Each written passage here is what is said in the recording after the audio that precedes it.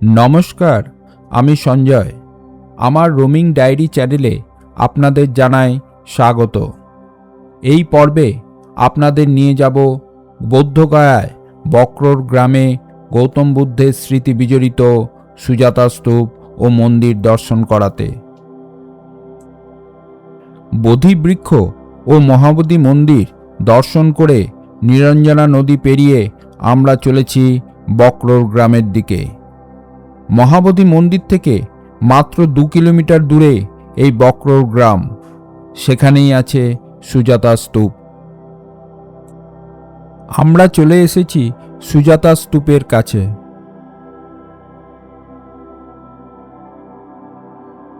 ওই যে দূরে দেখা যাচ্ছে সুজাতা স্তূপ, চলুন এগোই ওই দিকে।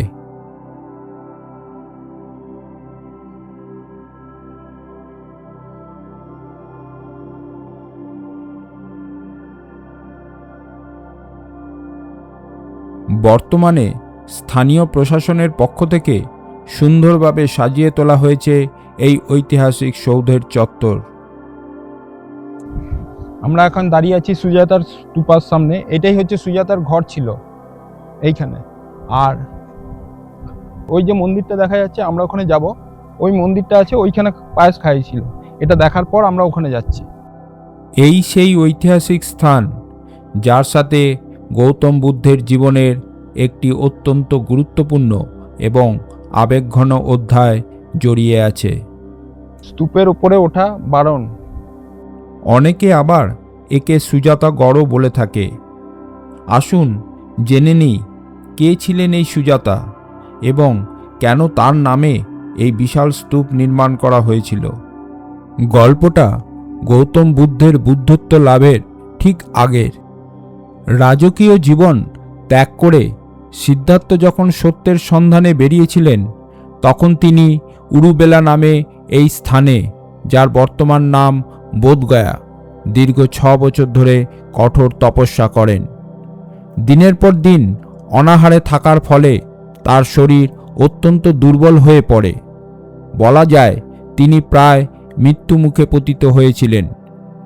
ঠিক সেই সময় এই বক্রোর গ্রামেরই এক গোয়ালা কন্যা, যার নাম ছিল সুজাতা, তিনি সিদ্ধার্থকে এক বাটি পায়েস নিবেদন করেন।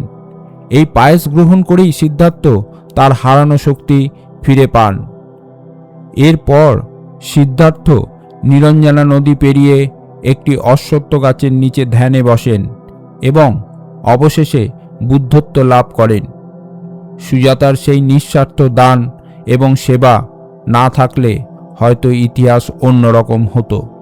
আর সেই কারণেই সুজাতার স্মৃতি রক্ষার্থে নির্মাণ করা হয়েছিল এই ঐতিহাসিক স্তূপ। স্তূপটা আপনাদের একবার ঘুরিয়ে দেখাচ্ছি চারিদিকটা। ইতিহাসবিদ এবং প্রত্নতাত্ত্বিকদের মতে এই স্তূপটি মূলত 2nd সেঞ্চুরি BC নাগাদ নির্মিত হয়েছিল এবং পরবর্তীকালে গুপ্ত যুগে এর সম্প্রসারণ ও সংস্কার করা হয়। 1973-74 সালে আর্কোলজিক্যাল সার্ভে অফ ইন্ডিয়া এখানে প্রথম খনন কার্য চালায়। খননের ফলে পোড়ামাটির ইট দিয়ে তৈরি এই বিশাল স্তূপটি সম্পূর্ণভাবে উন্মোচিত হয়। এখান থেকে 8ম বা 9ম শতাব্দীর কিছু প্রাচীন মুদ্রা, শিলালিপি, টেরাকোটার মূর্তি এবং পোড়ামাটির পাত্র পাওয়া গিয়েছিল, যাতে পাল রাজা দেবপালের নাম উল্লেখ আছে। অশোকের একটি স্তম্ভ এখানে ছিল, যা 1956 সালে বোধগয়ায় স্থানান্তরিত হয়। বৌদ্ধ ধর্মের ইতিহাসে সুজাতা স্তূপের গুরুত্ব সত্যিই অপরিসীম। এটি শুধু একটি প্রাচীন স্থাপত্য নয়, এটি ভক্তি, মানবতা এবং একটি নিঃস্বার্থ দানের প্রতীক। বোধগয়া এলে অবশ্যই নিরঞ্জনা নদীর ওপারে এই শান্ত ও ঐতিহাসিক স্থানটি ঘুরে যাবেন। স্তূপের সংরক্ষিত জায়গার পাশেই আছে ক্ষেত, যেখানে চাষাবাদ চলছে এখন। সুজাতা স্তূপ দেখে আমরা চলেছি কিছুটা দূরে বক্রোর গ্রামে সুজাতা মন্দির দেখতে। বাঁধানো পিচ রাস্তা ছেড়ে আমরা চলেছি চাষের ক্ষেতের আল ধরে। সুজাতা মন্দিরের দিকে। এ এক অন্য রকমের অভিজ্ঞতা। শহরে জীবনে এই দৃশ্য দেখা যায় কোথা। দারুণ লাগছে। আমি বহু বছর পর এই ক্ষেতের আল ধরে হাঁটছি। সব মিলিয়ে এটি যেন গ্রামীণ ভারতের এক নিখুঁত ক্যানভাস। গ্রামের সরু আলপথ ধরে এগোলেই দু চোখ জড়িয়ে যায় দিগন্ত বিস্তৃত কৃষি জমি দেখে। ঋতু পরিবর্তনের সাথে সাথে এই মাঠের রূপও বদলায়। বর্ষা বা শরতে চারপাশ ভরে থাকে কচি ধান গাছের গাঢ় সবুজে, যা হালকা বাতাসের ঢেউয়ের মতন দুলতে থাকে। আবার শীত বা বসন্তে সেই মাঠেই সেজে ওঠে গমের সোনালি আভায়। শহরের যান্ত্রিক কোলাহলের বদলে এখানে কান পাতলে শোনা যায় কেবল পাখির কলকাকলি এবং হাওয়ায় শস্যের শীষ দেওয়ার শব্দ। দূরে কোথাও মাঠে কৃষকদের আপন মনে কাজ করা, গরু বা ছাগল চড়ে বেড়ানো, আর রাস্তার ধারে সারি সারি তাল ও খেজুরের গাছ।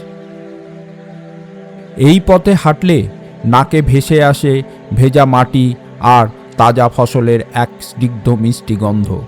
এই পরিবেশ মুহূর্তের মধ্যেই মনকে এক অদ্ভুত শান্তিতে ভরিয়ে দেয়। সবচেয়ে রোমাঞ্চকর বিষয় হল এই পথের ঐতিহাসিক গুরুত্ব।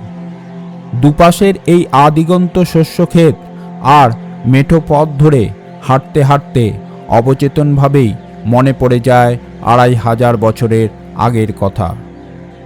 এই মাটির বুকেই হয়তো লুকিয়ে আছে সুজাতার পায়ের ছাপ। এই পথ দিয়েই হয়তো কোনো এক সকালে এক বাটি পায়েস হাতে নিয়ে অশ্বত্থ গাছের নিচে ধ্যানে বসা সিদ্ধার্থের খোঁজে হেঁটে গিয়েছিলেন তিনি।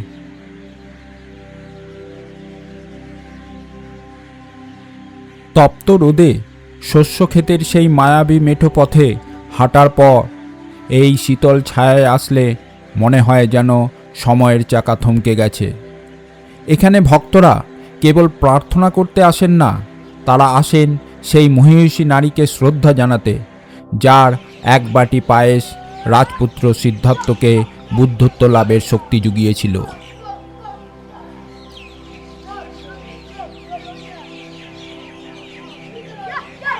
আমরা এসে পৌঁছালাম এক পরম শান্তির ঠিকানায়। এটাই হলো সুজাতা কুটির বা সুজাতা মন্দির।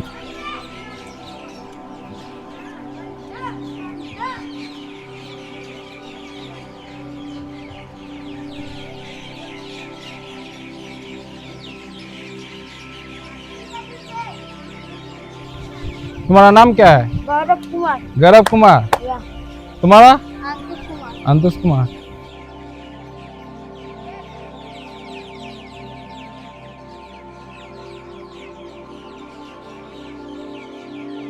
हिंदू मंदिर चले अभी वाले देखो। इधर देखते हैं, चलो। आइए। चप्पल खोल के जाना होगा ना। ये महादेव का मंदिर है, महादेव शिवलिंग। शिवलिंग है महादेव। चलो देखते हैं और क्या है। इधर आइए। ये सब शंकर भगवान का शिवलिंग है। शंकर- यहाँ पर विष्णु जी का मंदिर, विष्णु जी का पा है क्या? शंकर भगवान के पैर। से शंकर भगवान का पैर है। हाँ। अच्छा अच्छा अच्छा, चलो देखते हैं। और यहाँ पर शिवलिंग है। यहाँ पर भी एक शिवलिंग है, हाँ। त्रिलोकनाथ मंदिर। हाँ। यहाँ पर सच्चों का नाग रहता था। अच्छा सच में वाह। रहता था। अच्छा, सच में आता था। हाँ। ये यहाँ एक ये मंदिर है। यहाँ राम जी के। राम जी के मंदिर, यहाँ राम जी भी है। राम जी है। राम जी के मंदिर, सामने राम जी है, यहाँ पे बीच में शिवलिंग है। शिवलिंग है, राम जी के मंदिर है। चलो ठीक है। ये हनुमान जी का मंदिर है। ये हनुमान जी का मंदिर, खोल दो। ये हनुमान जी का मंदिर है। वाह, अंदर हनुमान जी है। लोग रोज पूजा करने आते हैं। रोज पूजा करने आते हैं। हाँ। ठीक है।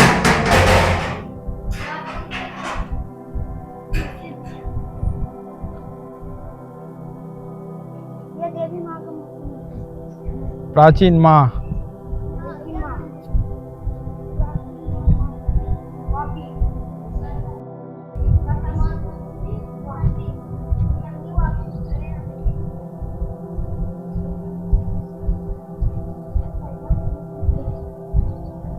देवी माँ का मंदिर है। हाँ, चलो प्रणाम करते हैं, नमन करते हैं मंदिर। अंदर जा सकते हैं। और ये है हनुमान जी का मंदिर। हनुमान जी भी है सब नजदीक में। अच्छा, गांव का नाम क्या है? हाँ, बकवल, बकरोर। अच्छा, बकरोर। अच्छा, जहाँ का खीर खिलाया था कहाँ है? उधर पास में है बुद्ध भगवान का। बुद्ध भगवान का।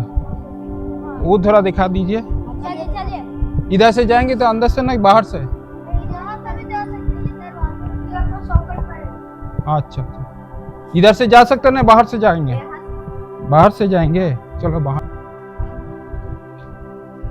अमुन्नी, तुम्हारा नाम क्या है? कुसुम कुमारी। अच्छा अच्छा अच्छा, चलो। ये नदी है।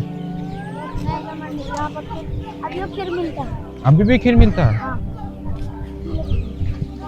अच्छा, यहाँ पर तूस है का? तूस से बना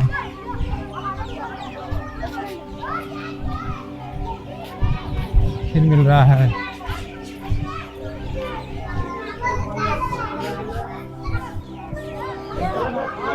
बकरो बुद्ध का है। जूता खोलिए।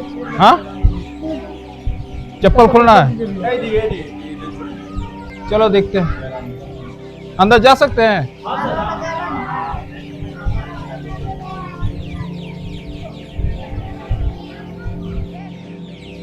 মন্দিরের ভেতরে পা রাখতেই এক অদ্ভুত নিস্তব্ধতা আপনাকে গ্রাস করবে। চারদিকের সবুজ গাছপালা আর পাখির ডাক এখানে এক আধ্যাত্মিক পরিবেশ তৈরি করে রেখেছে। বুদ্ধগয়ায় মূল মন্দিরের চঞ্চলতা এখানে নেই, আছে শুধু এক গভীর প্রশান্তি।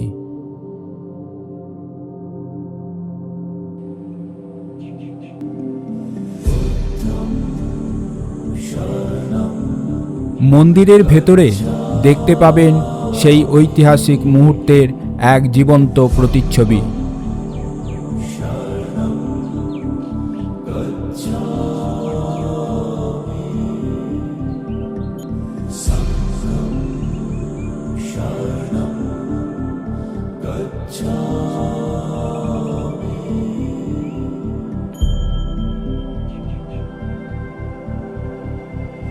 সুজাতা পরম শ্রদ্ধায় ভগবান বুদ্ধকে পায়েস নিবেদন করছেন। এই দৃশ্যটি এখানে মূর্তিতে ফুটিয়ে তোলা হয়েছে।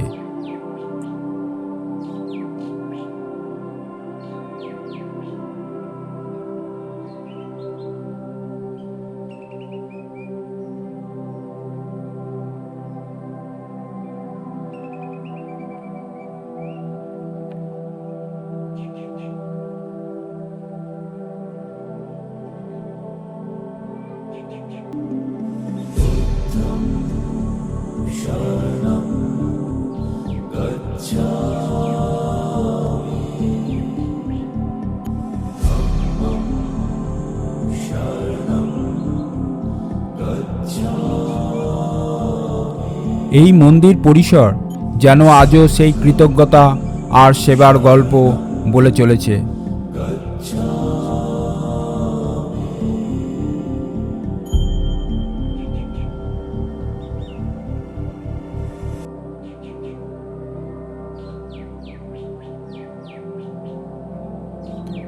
এখানে এখনও প্রসাদ রূপে পায়েস বিতরণ করা হয়ে থাকে।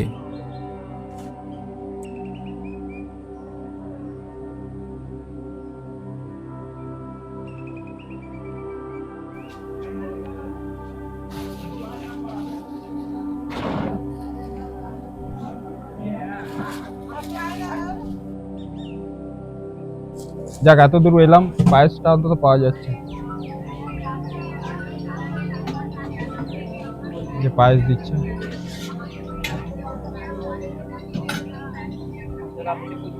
हाँ हाँ हाँ देखते हैं।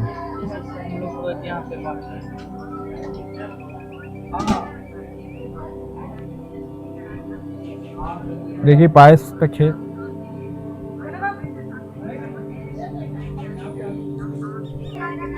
दारुण खेत है।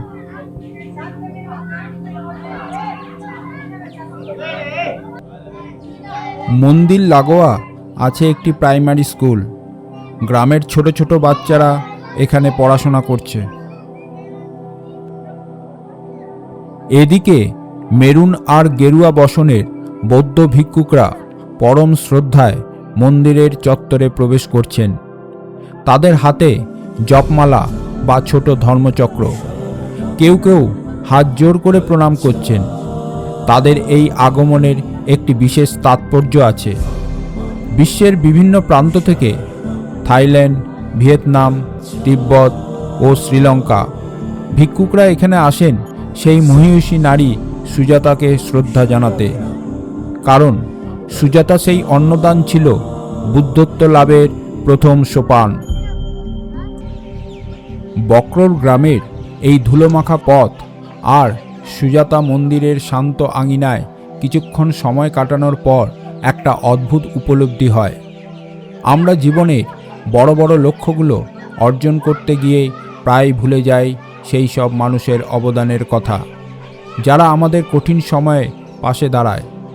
2500 বছর আগে সুজাতা নামের সেই সাধারণ এক গ্রাম্য কন্যা হয়তো জানতেনও না যে তার একমাত্র পায়েস বিশ্বের অন্যতম ধর্মের পথ প্রশস্ত করে দেবে। বুদ্ধত্ব লাভের পেছনে সেই নিঃস্বার্থ সেবা আর মানবতার গল্পই আজ এই মন্দিরের প্রতিটি কোণায় খোদাই করা আছে। বৌদ্ধগয়া এলে মহাবোধি মন্দিরের বিশালতা পাশাপাশি এই বক্রোর গ্রাম আর সুজাতা মন্দিরের অবশ্যই একবার আসবেন। এখানে আপনি কোনো রাজকীয় আড়ম্বর পাবেন না, কিন্তু পাবেন এক অসীম শান্তি আর কৃতজ্ঞতার শিক্ষা। মনে রাখবেন, পথের শেষে প্রাপ্তি যতটা বড়, সেই পথের ধারের মানুষগুলোর ভালোবাসা তার চেয়ে কোনো অংশে কম নয়। আজকের এই সফর আপনাদের কেমন লাগলো? সুজাতার এই গল্প কি আপনাদের ছুঁয়ে গেছে? কমেন্ট বক্সে অবশ্যই জানাবেন। দেখা হবে পরের ভিডিওতে নতুন কোনো অজানাকে জানতে। ভালো থাকুন, সুস্থ থাকুন। নমস্কার।